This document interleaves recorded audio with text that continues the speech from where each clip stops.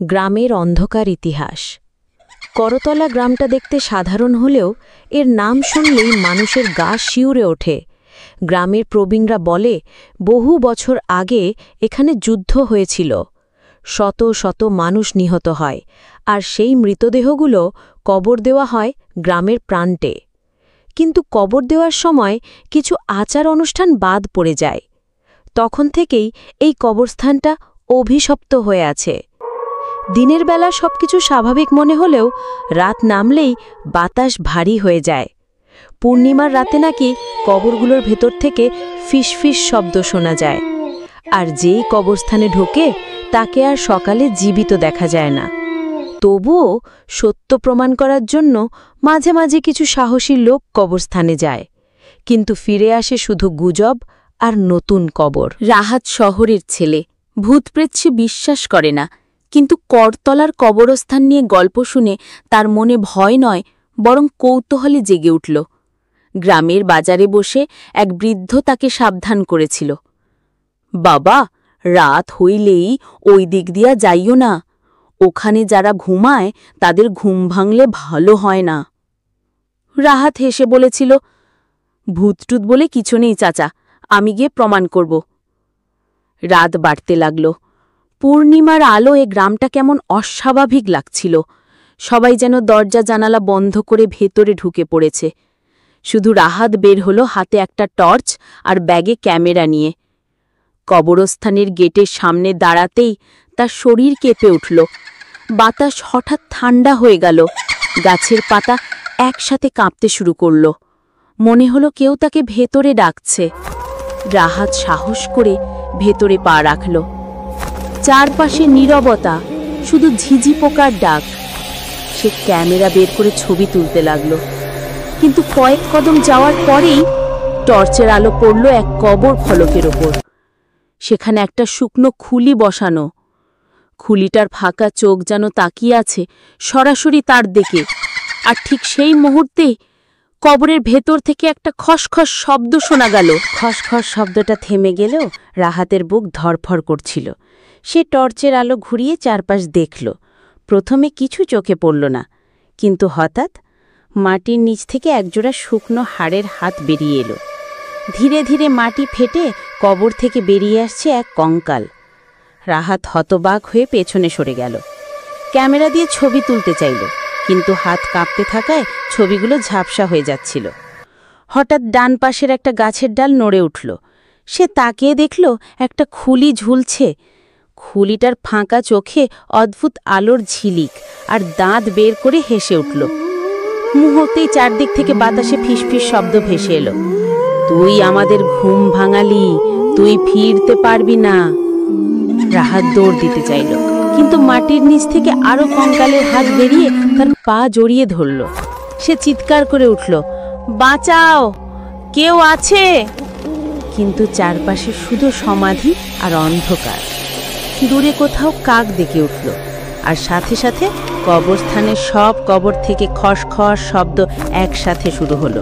রাহাত প্রাণপণে পা ছুটিয়ে বের হতে চাইল, কিন্তু তার গা শিউরে উঠল। কবরস্থানের গেটটা নেই।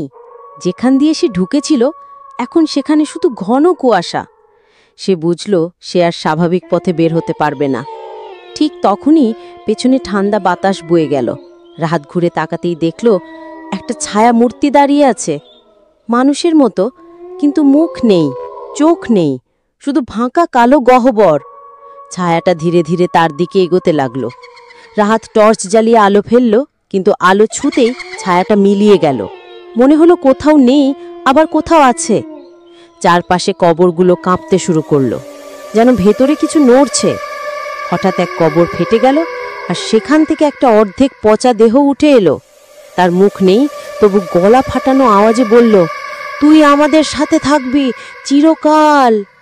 রাহাতের গা দিয়ে ঠান্ডা ঘাম গড়িয়ে পড়ল।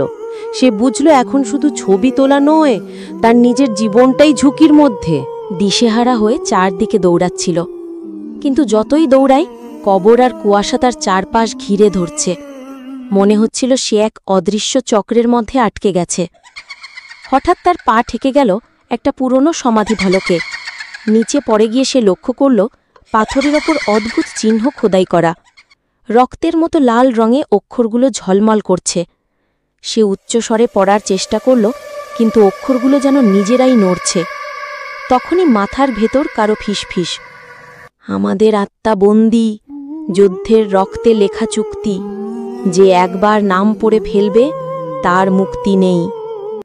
রাহাত আতঙ্কে পিছিয়ে গেল, কিন্তু মাটি ফেটে গিয়ে হাড়গোড়ের হাত বেরিয়ে এসে তার গোড়ালি আঁকড়ে ধরল।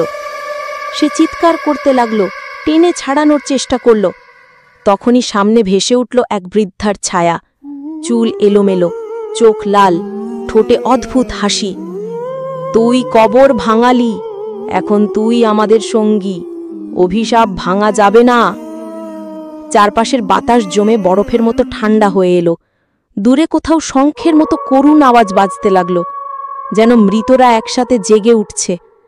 রাহাত বুঝল, এই কবরস্থানে শুধু ভূত নয়, একটা অভিশাপ কাজ করছে, আর সে তাতে পা দিয়ে ফেলেছে। রাহাত মরিয়া হয়ে পা ছাড়ানোর চেষ্টা করছিল, কিন্তু হাড়গোড়ের হাত তাকে টেনে নিয়ে যাচ্ছিল কবরের ভেতর। চারদিকে কুয়াশা ঘন হয়ে গেছে, টর্চের আলোও যেন ভেদ করতে পারছে না। হঠাৎ সেই বৃদ্ধার ছায়া আবার সামনে এলো, তার কণ্ঠ ভেসে এলো ভাঙা বাঁশির মতো। তুই এখন ভেতরে যাবি, সত্যি দেখবি। মাটির ফাটল আরও বড় হয়ে গেল। রাহাতের শরীর টেনে নামিয়ে দিল অন্ধকারের গহ্বরে। সে চোখ মেলে দেখল, এটা সাধারণ কবর নয়, নিচে যেন এক বিশাল সুড়ঙ্গ। চারপাশে হাজারো কঙ্কাল দাঁড়িয়ে আছে, তাদের ফাঁকা চোখের গহ্বরগুলো লাল আলোয় জ্বলছে। সুড়ঙ্গের মাঝখানে এক বিশাল কালো পাথর, তার ওপর শুকনো রক্তের দাগ, আর পাথরের গায়ে খোদাই করা আছে অদ্ভুত প্রতীক। সব কঙ্কাল একসাথে ফিসফিস করতে শুরু করল, এই পাথর আমাদের বন্দি করেছে, শতাব্দীর পর শতাব্দী। রাহাত ভয়ে কাঁপতে কাঁপতে এগিয়ে গেল। পাথরের কাছেই পড়েছিল এক ফাটা খঞ্জর, তাতেই শুকনো রক্ত। ঠিক তখনই এক অদৃশ্য শক্তি তার কানে ফিসফিস করল, তুই যদি খঞ্জর তুলে নিস, তুইও ওদের মতো বন্দী হবি। রাহাতের বুক ধরফর করতে লাগল। তার হাত ধীরে ধীরে খঞ্জরের দিকে এগিয়ে গেল। রাহাতের হাত খঞ্জরের ধার ধরল। অচেতন আতঙ্কে তার রগ রগ কেঁপে উঠল। হঠাৎ এক ঝটকায় চারপাশের কঙ্কালগুলো একসাথে কাঁপতে লাগল। লাল আলো আরও উজ্জ্বল হয়ে চারপাশে ছড়িয়ে গেল। পাথরের ওপর খোদাই করা প্রতীকগুলো যেন জীবন্ত হয়ে উঠল। হঠাৎই একটি গম্ভীর কণ্ঠ ভেসে এলো, তুই যিনি মুক্তি চাও, তবে মুক্তি নয়, মৃত্যুই পাবি। রাহাতের হাত এখনও খঞ্জরের ওপর। ধীরে ধীরে খঞ্জরের ধার থেকে এক জলজলানো অন্ধকার ছড়িয়ে পড়ল চারপাশে।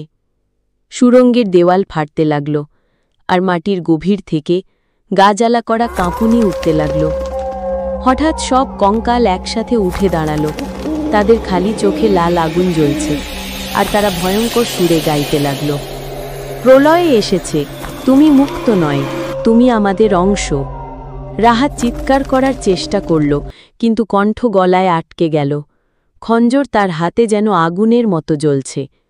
তার দেহ কাঁপছে, আর চারপাশের অন্ধকার জীবন্ত হয়ে উঠছে। হঠাৎ একটি গরম ব্যাধানো বাতাস তার মুখে লাগল। বাতাসের সঙ্গে হাজারো ফিসফিস, পুরনো ও মৃত আত্মাদের কণ্ঠ ভেসে এলো, ছাড়াও না, ছাড়াও না। রাহাত দেখতে পেল পাথরের ওপর থাকা প্রতীকগুলো এক এক করে লাল আগুনের মতো জ্বলে উঠছে, আর সেই আগুনে তার চোখের সামনে অচেনা ভূতেরা ধ্বংস আর প্রলয় সৃষ্টি করছে। তারা শুধু কঙ্কাল নয়, এরা অতি প্রাচীন শত্রু, যারা এখানে শতাব্দী ধরে বন্দী ছিল।